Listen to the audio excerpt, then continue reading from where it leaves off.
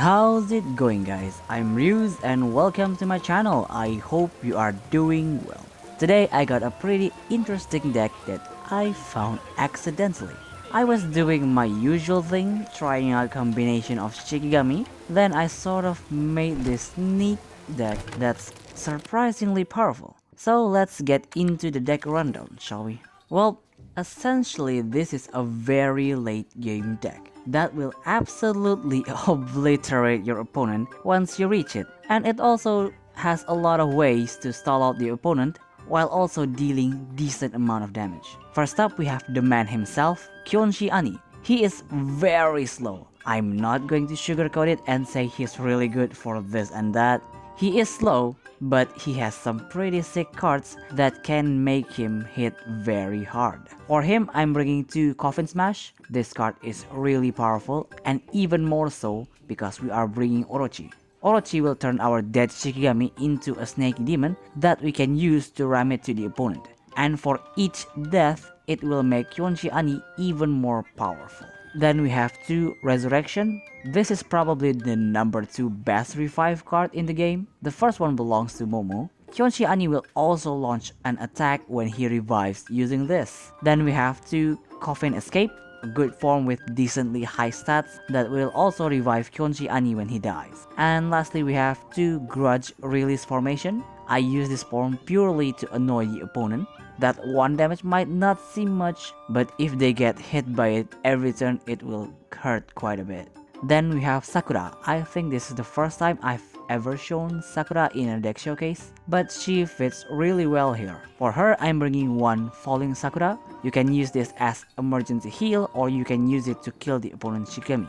Then we have 2 Bloom. This will let you revive any of your Shikigami that has 2 or less countdown, or you can use it as a normal heal. Then we have 1 Gorgeous Dance. This will make your opponent hesitate to attack because we have a constantly reviving Shikigami and they are pretty big. Then we have 2 Evolve. I want to increase the chance we can extend the opponent's cooldown with this card. Then we have 2 Blossom Snow. This card is an instant 4 damage board wipe. Normally it will be pretty hard to time it, but with all the cards we're bringing, this card is very easy to use. Then we have Orochi. The card ratio is pretty much the same as the previous build, so I don't think I need to explain more. Lastly, we have Odokuro. He's here to be our tanker. No matter how many times he dies, we can revive him easily with our cards. For him, I'm bringing 1 Interrogate. I would treat this as a targetable projectile instead of a revive card. Then we have 2 Call from the Other Side. A fast form card with a free revive on top is really freaking good. I would bring 3 if I could. Then we have 2 Banquet of the Dead. Because we deal so much AoE damage, this card is super easy to use. It is basically a free kill card. You can kill at least 1 or 2 Shikigami with this card. Then we have 2 Flower Citrus. Even though it got nerfed and lost the shield, this is still a really powerful card. Being able to attack 3 times in 1 card is no joke. And 1 Evolve, just to make Odokuro even more powerful and annoying. Well, that's about it for the deck rundown. I feel like you can replace Odokuro's Evolve with something else if you're on a budget, but Orochi SSR is pretty much a must because it is insanely powerful in this deck. Well, without further ado, let's move on with the replays. Our first match is up against Kyonshi Imouto deck with Menreiki. I think they are also playing late game. The one that we need to be careful with is Mujo, because if we let him switch multiple times, we are dead. They get the first turn, so they will activate Imouto's spell, summon Tomato, and pass. On our turn, most of the time we want to level up Kyonshi Ani first so that he can get the countdown going, then Orochi or Odokuro depending on the situation. On their turn, they activate I'm Full to draw a card, then direct attack with Tomato dealing 4 damage and pass. On our turn, we level up Odokuro, then attack their Tomato with Odokuro and pass. We already have Orochi, so it doesn't matter if Odokuro dies now. On their turn, they killed our Odokuro with Tomato, then activate Imouto's spell to summon another one, then deal 4 damage to our health and they will pass. At the start of our turn, Kyonshi Ani will attack and kill their Tomato. I made a misplay here since I leveled up Odokuro instead of Sakura's first. We activate Coffin Smash, then attack directly with Snake Demon, leaving one orb to waste. On their turn, they will evolve Kuromujo and pass. They didn't attack because killing a Snake Demon will make our Kyonshi Ani gain stats. On our turn, we evolve Sakura, then attack directly with Snake Demon and pass.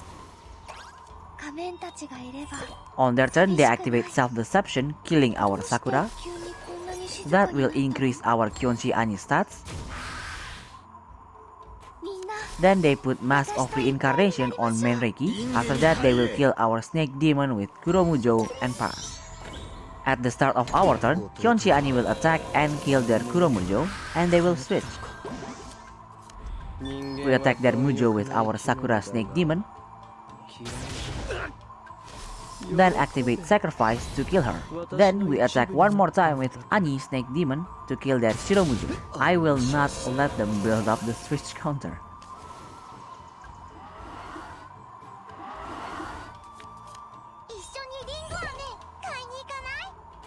On their turn, they activate Imouto spell to summon Tomato and gain a permanent effect. Then they will kill our Snake Demon and deal 3 random damage to our Orochi and pass. On our turn, we activate Banquet of the Dead to kill their Tomato and revive Odokuro, then put Call from the other side on Odokuro and we deal 4 damage to their life and pass. At the start of their turn, Menreiki will change faction, that will deal 2 damage to all of our Shikigami, killing Orochi in the process.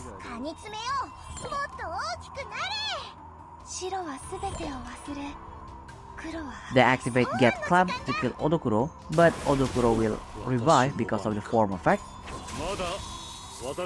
and they will pass. On our turn, we evolve Odokuro, then activate Flower Citrus, killing Kanihime and Menreiki.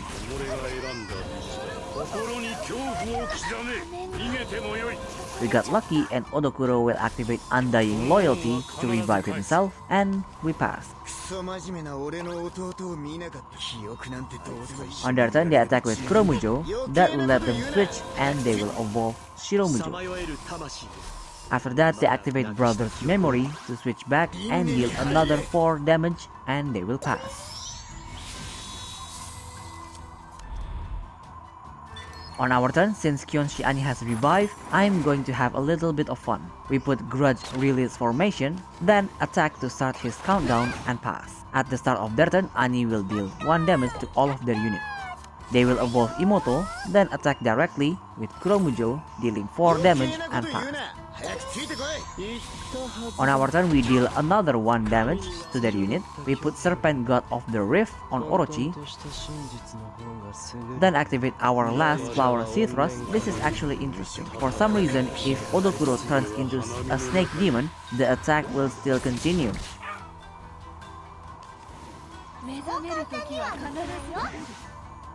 At the start of their turn, Ani will deal 1 damage and Orochi will deal 3 damage, killing their Imouto. They activate their last Self-Deception to kill our Sakura. Damn, we can't flex using her now. Then they attack with Menreiki and deal 2 damage to our life and pass. At the start of our turn, Kyonshi Ani will attack and kill their Menreiki, and Orochi will deal 6 damage to Kanihime and kill her. I mean, we got the upper hand right now, so we're going to take it slow and attack with Ani and pass. At the start of their turn, we deal 1 damage, and Orochi will kill Kuromujo and deal 3 damage to their life. They literally can't do anything, so they will pass. At the start of our turn, we did the same thing as before, leaving them with 5 health left. We attack with our Snake Demon, then activate Sacrifice to reset our assault. At that very moment, Odokuro will activate Interrogate and deal 3 damage to their life, and we win the game.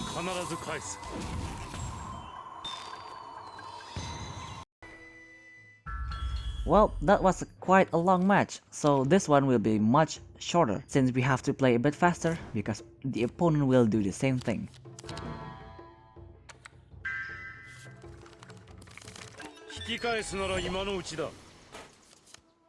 They get the first turn. As usual, they will put Kyuhime forward and pass. On our turn, we're just going to attack with Kyonshi Ani and pass. On their turn, Chin will inflict 2 fragile on us. This is looking pretty bad. They activate Light and Shadow, dealing 6 damage, then attack one more time, dealing 4 damage and pass. On our turn, we need to level up Orochi just in case any of our Shikigami dies. We attack their Suzuka Gozen with Odokuro and pass. On their turn, they activate Feather Regrow, then activate Venom Frenzy. That will deal 4 damage and kill our Odokuro. Thankfully, they are out of orbs, so we can still turn this around. We put Coffin Escape, then attack to start his countdown and pass. On their turn, they activate Foxfire, then put Prayer on Tamamo and pass. On our turn, we put Gorgeous Dance on Sakura, then attack with our Snake Demon, dealing 3 damage. After that, we evolve Sakura and pass. At the start of their turn, Chin will inflict 2 fragile, and Tamamo will activate Soul Strike, killing our Snake Demon and dealing 4 damage to our life. If they got the right card, this could be our last turn. They activate Nether Bow, killing our Kyonshi Ani, but he will turn into a coffin. They activate another Nether Bow, this time killing our Orochi, and they will pass. At the start of our turn, Kyonshi Ani will revive and immediately attack, dealing 4 damage. We activate Resurrection, then start Kyonshi Ani countdown. After that, we activate Falling Sakura to kill their Suzuka Gozen and pass. On their turn, they will attack with Chin. She will be killed by Sakura's form effect. Then they will activate Gloomy Dream. That will activate Tamamo's skill, killing our Kyonshi Ani. The field effect activates and kills our Orochi's coffin, and they deal 4 damage projectile.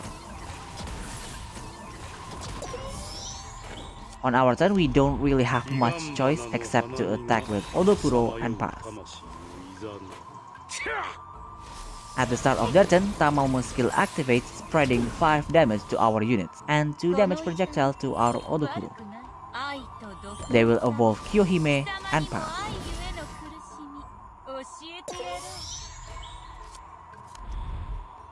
Then activate Flower Sea Thrust, dealing 5 damage to Kyohime and 5 damage to their life. That will destroy their field, and we pass. On their turn, they activate Light and Shadow. That will heal them for 5 points. Then activate Sharp Blades to deal 4 damage, but that will kill their Suzuka Gozen. If their Suzuka Gozen had more lives, we would have died. Well, thanks to Odokuro dealing damage to Kyohime, we can activate Blossom Snow, killing all of their Shigami and extending their death cooldown. So now we can take our sweet time and slowly kill them. On their turn, they will pass because they literally can't do anything. On our turn, we put Serpent God of the Rift, then evolve Orochi and pass. At the start of their turn, we deal 3 damage to their life, and of course they will pass. At the start of our turn, Kyonshi Ani will attack and we deal another 3 damage. That will trigger Orochi's skill, forcing Kyonshi Ani to attack, and with that, we win the game.